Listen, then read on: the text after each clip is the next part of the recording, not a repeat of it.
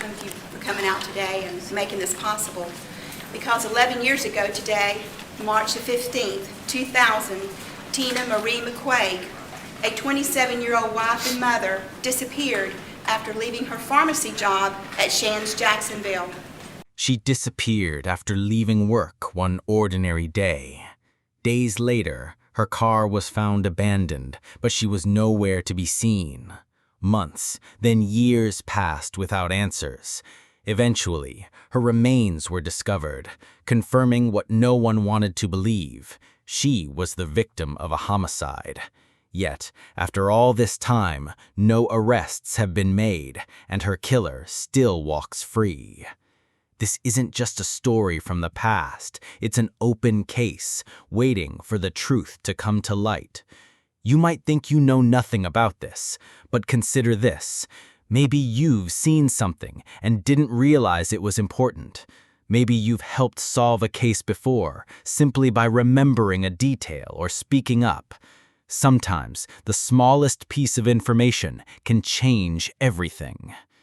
This video isn't just about what happened, it's about what can still happen. Your attention, your voice, your memory might be the key to finally bringing justice. So stay with us, learn her story, and if something clicks, if a face, a place, or a moment comes to mind, don't hesitate, because justice depends not just on investigators, but on all of us. Tina Marie McQuaig, a 27-year-old wife and mother, lived in Jacksonville, Florida. On March 15, 2000, she began what appeared to be a normal day. Tina was employed at Shands Hospital in Jacksonville, where she worked a routine schedule. That Wednesday, she reported for work as usual. There were no known issues reported during her shift, no disruptions, and no cause for concern noted by her colleagues. At the end of the workday, Tina left the hospital. It was the last confirmed sighting of her. From that moment forward, she vanished. She never returned home, and she did not contact her husband or any family members. This immediate and total silence was out of character.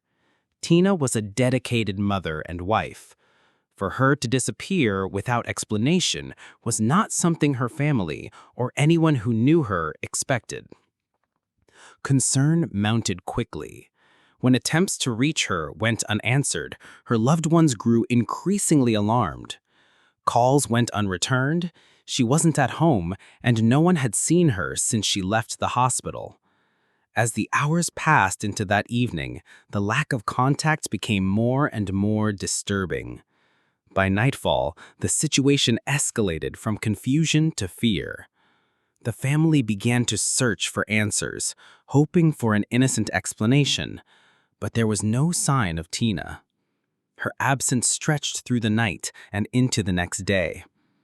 Eventually, the authorities were notified.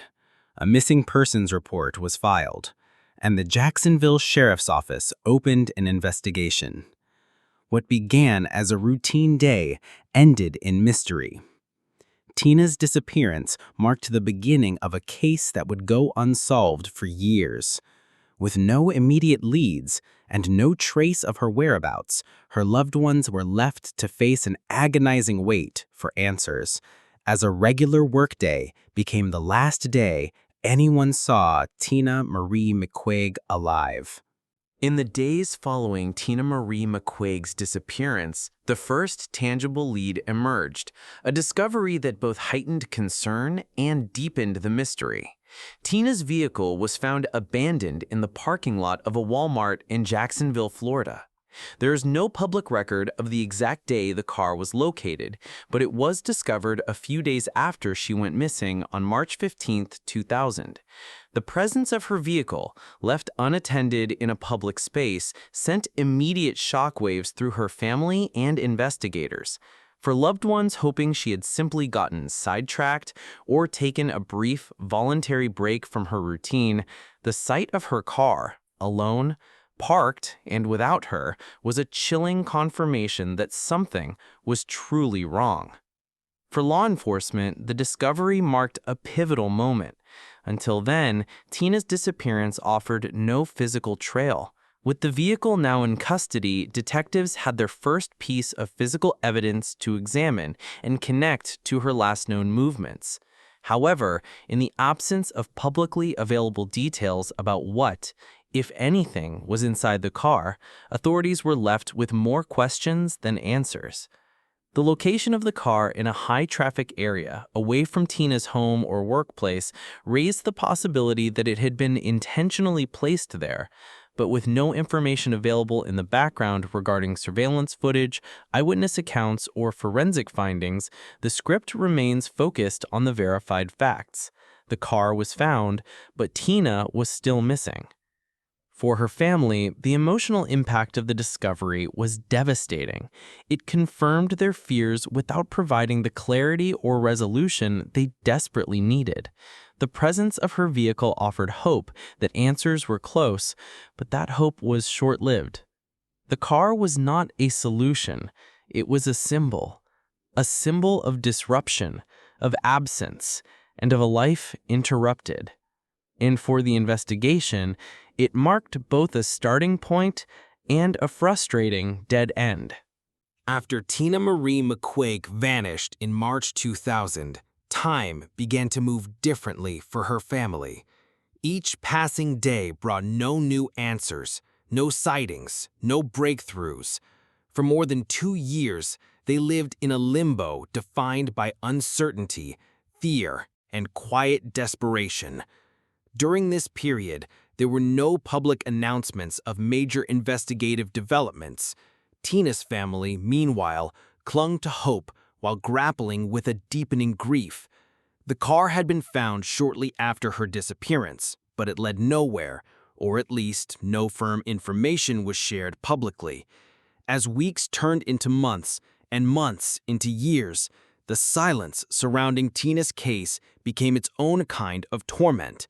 For families of the missing, this kind of prolonged absence is often the most emotionally punishing. There is no closure, no funeral, no confirmed status, just a constant loop of questions with no answers. Tina's loved ones were forced to imagine every possible outcome while receiving none. Did she leave willingly? Was she taken? Was she still alive somewhere, waiting to be found? Every scenario led to a different kind of heartache.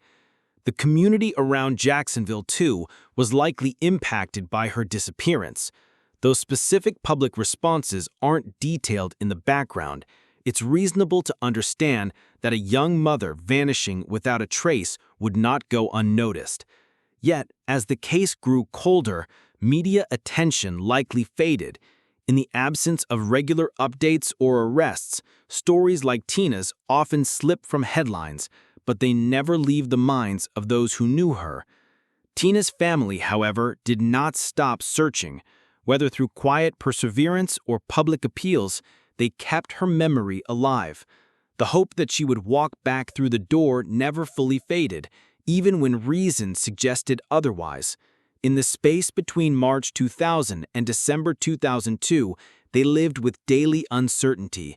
That kind of waiting becomes its own form of trauma, a suspended state between denial and acceptance, fueled by love and the need for resolution. This 2-year gap, this chasm of silence, would finally be broken, but not with the news they had hoped for. On December 26, 2002, more than 2.5 years after Tina Marie McQuaig disappeared, the mystery surrounding her fate took a tragic turn. While conducting routine work, a survey crew discovered human remains in the wooded area near Cecil Field, a former naval air station located in the western part of Jacksonville, Florida. What began as an ordinary day for the crew quickly became a crucial development in one of the city's unresolved missing persons cases. Authorities were called to the scene, and the remains were collected for forensic analysis. In the days that followed, investigators worked to determine the identity of the victim. The condition of the remains, the environment in which they were found, and the time elapsed since Tina's disappearance posed challenges. Yet with advancements in forensic science, there was a path forward. DNA testing ultimately confirmed the heartbreaking truth. The remains were those of Tina Marie McQuaig, the young wife and mother whose last known location had been her workplace at Shands Hospital in March 2000, had been found at last, far from where she was last seen and far from where her family had hoped she might be. The confirmation did more than bring an end to years of agonizing uncertainty. It also marked the formal start of a homicide investigation. The medical examiner ruled Tina's death a homicide, officially shifting the case from a missing persons file to one involving foul play. It was no longer a question of where Tina was, but of who had taken her life and why. For her family, the news was devastating, even if it brought some measure of closure. The hope that had sustained them for over 2 years was replaced with sorrow, grief, and a renewed hunger for justice. The unanswered questions only grew. Who left her there? Was this the same person who abandoned her car? And what had Tina endured in the time between her disappearance and her death? The discovery at Cecil Field answered one question, but raised many others. What it made certain was that Tina had not left voluntarily. She had been taken from her family, and someone was responsible. This moment marked a turning point in the case. It brought Tina back to her family, but it did not bring peace. It ended the chapter of waiting, but began the long, painful pursuit of accountability. In the years following the confirmation of Tina Marie McQuaig's death, her story reached a national audience. As her family and investigators continued to seek answers, the case was featured on 2 major true crime television programs: America's Most Wanted and Disappeared on Investigation Discovery. These platforms, known for highlighting unsolved crimes, played a vital role in keeping Tina's story in public view. Tina's inclusion on America's Most Wanted brought national attention to her case. The program, with its wide reach and dedicated viewer base, gave the public a clear account of the timeline of her disappearance, the discovery of her remains, and the ongoing homicide investigation. While no specific outcomes from this airing are included in the background, the impact of this kind of coverage is significant. By sharing her story on such a visible stage, the program gave Tina's case the exposure it needed, reaching audiences far beyond Jacksonville. Similarly, the episode of Disappeared offered viewers a more detailed, narrative-driven look at Tina's life, the events surrounding her vanishing, and the mystery that still remains. These shows not only revisited the facts of the case, but also helped humanize Tina to viewers across the country. She was no longer just a name in a police file. She was a mother, a wife, a daughter whose life was taken and whose story demanded justice. National media coverage like this serves a powerful purpose. It keeps cases from fading into obscurity, encourages the sharing of information, and can sometimes bring forward individuals who were previously silent.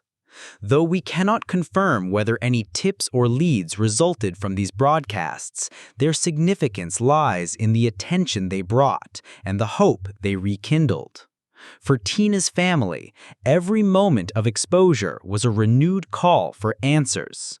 By sharing her story with a national audience, they opened the door to the possibility that someone, somewhere, might finally come forward with the truth. The confirmation that Tina Marie McQuaig had been murdered should have marked the beginning of the end for her case, a point from which investigators could pursue leads, narrow down suspects, and ultimately bring a killer to justice. But more than 15 years later, that justice has yet to come. Despite the discovery of Tina's remains in December 2002 and the medical examiner's ruling of homicide, No arrests have been made, no person has been charged, and no one has been publicly identified as a suspect. For Tina's family, this reality compounds the tragedy. Not only did they lose a daughter, wife, and mother, but they have also spent more than a decade and a half waiting in vain for accountability. The emotional toll of that kind of waiting is immeasurable. Grief without closure becomes a constant companion. Birthdays, anniversaries, and holidays pass with the lingering pain of absence, and the knowledge that someone out there knows the truth. Someone chose to end Tina's life and has continued to walk freely in the world while her loved ones carry the burden of unanswered questions. This unresolved status leaves behind not just sorrow, but fear and frustration. The haunting reality is that whoever committed this crime has never been held responsible. And as one family suffers in silence, the chilling thought remains. Who knows how many others he has hurt? This is not an accusation, but a reflection of the painful uncertainty that surrounds unsolved homicide cases. Without a resolution, there is no assurance that justice has been served or that others are safe. The lack of progress in Tina's case is not just a personal loss for her family. It is a reminder of the broader issue of unsolved crimes and the people left in their wake. The silence from official sources, the absence of updates, and the passage of time all contribute to a sense of helplessness that too many families of victims come to know. Yet the search for justice continues. Tina's story has been told on national television, shared in communities, and remembered by those who refuse to let her name fade into the archives of cold case files. Her family still believes that someone, somewhere, knows something. This section is a call to action, not just for investigators, but for the public. If anyone holds a piece of the puzzle, no matter how small, coming forward could finally bring the truth to light. Because 15 years is far too long for any family to wait for justice.